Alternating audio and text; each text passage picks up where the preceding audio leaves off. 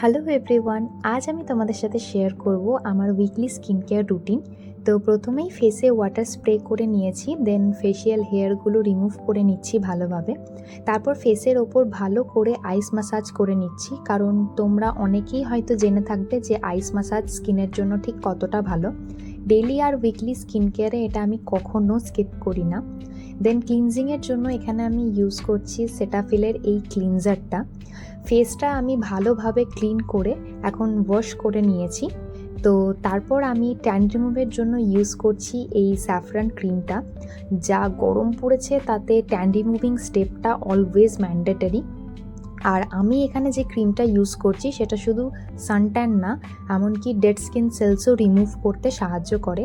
তোমরা এটা অনলাইনেও পেয়ে যাবে অ্যাফোর্ডেবল প্রাইসে, তো অবশ্যই ট্রাই করতে পারো। আফটার ইউজ আমার স্কিনটা কতটা ক্লিন লাগছে তোমরা অবশ্যই বুঝতে পারছো। তো তারপর একটা ফেস প্যাক অ্যাপ্লাই করে নিচ্ছি। রোস্টেড হলুদ, sugar, coffee, honey and rose water mix করে। তোমরা চাইলে এটা বডিতেও অ্যাপ্লাই করতে পারো। তো 2 মিনিটস মতো স্ক্রাব করে 10 মিনিটস মতো আমি এটা ফেসে রেখে দেব। আফটার 10 মিনিটস ফেসটা আমি ওয়াশ করে নিলাম। আর দেখো আমার স্কিনটা আগের থেকে কতটা হাইড্রেট লাগছে, কতটা গ্লো করছে ন্যাচারালি। দেন আমি অ্যাপ্লাই করছি অ্যালপস গুডনেসের এই রাইস ওয়াটারটা। আমার মনে হয় অ্যাফোর্ডেবল প্রাইসে এই রাইস ওয়াটারটা ভীষণই ভালো। দেন ইউজ করছি মামাআর্থের এই রাইস সিরাম, যা আমাদের স্কিনকে ব্রাইট করে তোলে এবং open pores, dark spots, skin ইরিটেশনের মতো প্রবলেম থেকে আমাদের স্কিনকে হেল্প করে। তো এরপর আমি ফেসে ভালো করে মামাআর্থের এই ময়শ্চারাইজারটা অ্যাপ্লাই করে নিলাম। আর সব শেষে যেটা একদমই স্কিপ করা চলবে না, সানস্ক্রিন।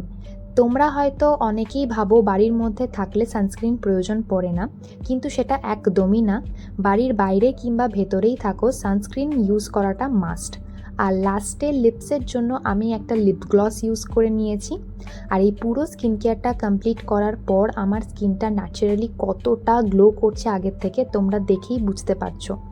তো চলো দেখা হচ্ছে নেক্সট ব্লগে। ভিডিও ভালো লাগলে অবশ্যই লাইক করে দিও, আর এই রকম স্কিন কেয়ার ভিডিও পেতে আমার চ্যানেলটা সাবস্ক্রাইব করে দিও।